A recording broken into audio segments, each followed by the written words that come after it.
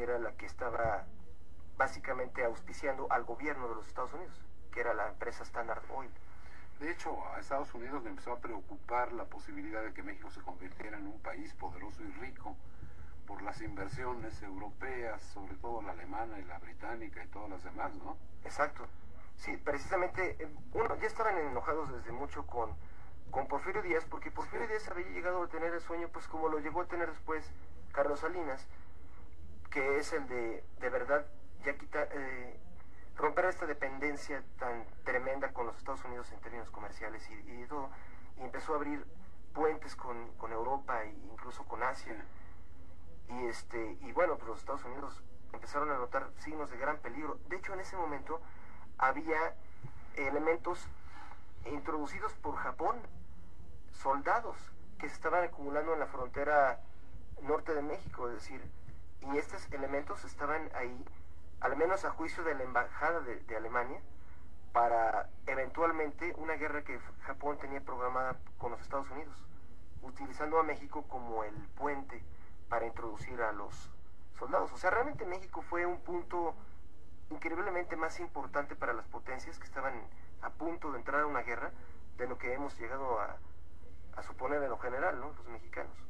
Era una nación considerada más bien como un elemento, un alfil o un peón dentro de del tablero del ajedrez mundial, ¿no? Sí, exactamente.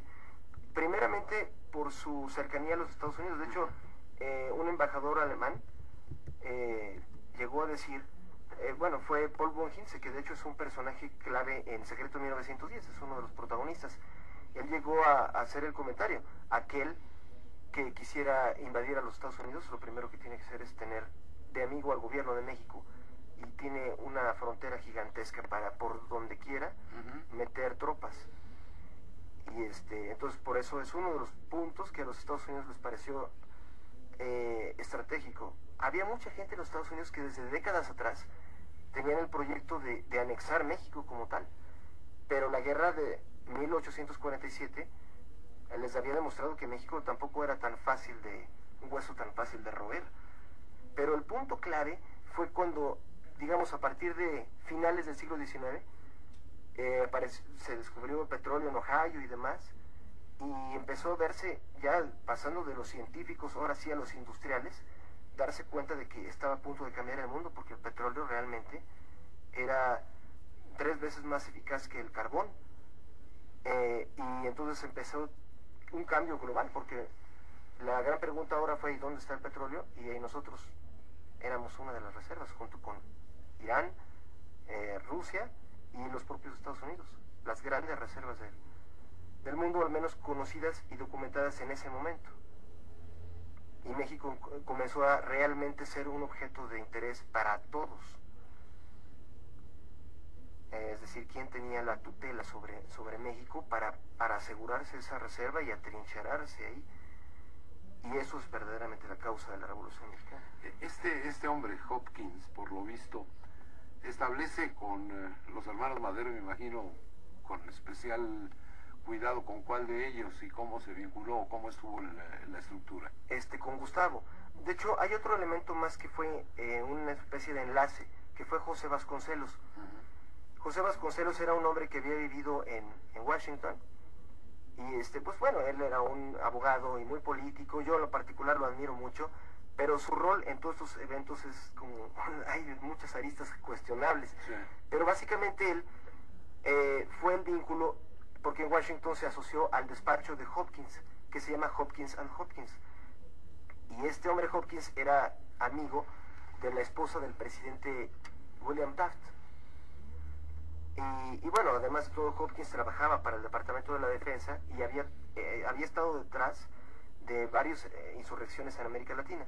Entonces, Vasconcelos de alguna manera ligó a Hopkins con Gustavo Madero principalmente, y Gustavo Madero fue el que se encargó de todas las transacciones. Uno de los documentos que aparece en el Secreto 1910 es precisamente el recibo de $50,000 que pagó Gustavo a este hombre Hopkins, y textualmente dice este contrato, dice que el gobierno, que la familia Madero se comprometía a hacerle un pago mucho mayor, que era, en este instante no tengo el número, la cantidad en dólares, pero era esta cifra, a pagarse a Sherburne Gillette Hopkins por sus servicios para hacer la Revolución Mexicana, tal cual, y que solamente sería efectivo ese pago si de hecho derrocasen al gobierno de Porfirio Díaz y se hiciera efectivo que Francisco Madero asumiera la presidencia. Por decirlo así, si fallaba la actividad de Hopkins, no se pagaba nada. Pero una de las actividades de Hopkins precisamente fue... Hopkins era un hombre muy versátil, era lo que hoy sería un agente de la CIA, porque su tarea no nada más era ir a entrenar a los soldados, a los levantados. Sí, a los levantados, dándoles armas, dándoles estrategia militar, sino también asegurarles la provisión de armamento, asegurar los ríos de armamento desde Estados Unidos y desde China, pero que eran armas que venían por parte de los Estados Unidos, entrando desde diferentes fuentes. Y también se aseguró él de buscar los financiamientos.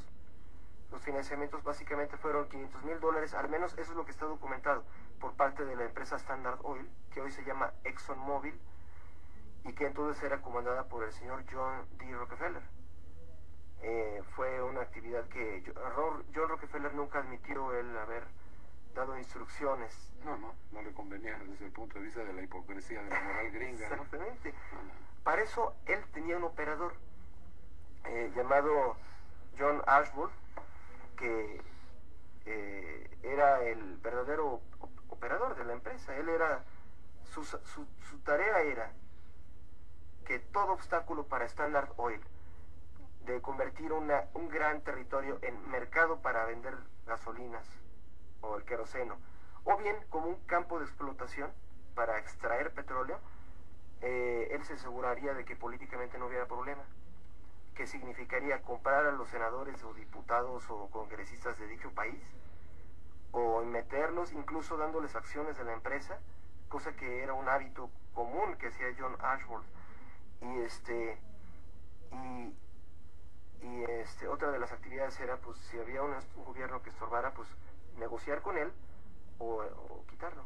Y para eso involucrar al propio gobierno de los Estados Unidos, que básicamente operaba para ellos. El señor William Taft había sido colocado por la empresa de John Rockefeller. Entonces, básicamente, en esta telaraña, digamos, Sherburne Gillette Hopkins vendría a ser un verdadero operador de bajo nivel inclusive, pero que él a su vez era abogado de la empresa Walter Spears, que en México era la más importante distribuidora de queroseno de Standard Oil hasta antes de que los ingleses metieran su pie en México. Cuando los ingleses metieron su pie a través de Lord Cowdrey, que creó la empresa llamada El Águila, y que hoy se llama Pemex, ¿no? Por llamarse de alguna forma. Exactamente. Fue cuando empezó toda esta increíble actividad en que Walter Spears puso el foco de alarma, porque la empresa que habían introducido los británicos, que era El Águila, estaba distribuyendo el queroseno a un precio muy inferior, con la idea de tronar a Walter Spears. Entonces, Walter Spears, que era subsidiaria de Standard Oil, pues fue donde activó la alarma. Aquí dijo. Exacto. De hecho, había comunicados que fluían hasta Broadway 26, que era la sede de Standard Oil, y su contraparte, o sea, en la parte de atrás de ese mismo edificio, no me acuerdo ahorita exactamente el nombre de esa calle, pero es donde estaba la fachada de Walter Spears. Entonces, finalmente, todo este rollo, toda esta telaraña es la que acabó pues buscando a quien adoptar como un líder que pudiera encabezar el movimiento y darle armas, darle entrenamiento y que él derrocara a Díaz. Pensaron que era Madero. Sí, y de hecho, bueno, hay un dato que es el que a mí me orilló a empezar esta investigación. Esa invitación primero se le habían hecho a mi tatarabuelo, Bernardo Reyes, que había sido gobernador de Nuevo León, que había sido candidato había sido un precandidato, por decirlo así, a la presidencia para suceder a Porfirio Díaz, pero Porfirio Díaz no quiso que fuera él. Él no fue el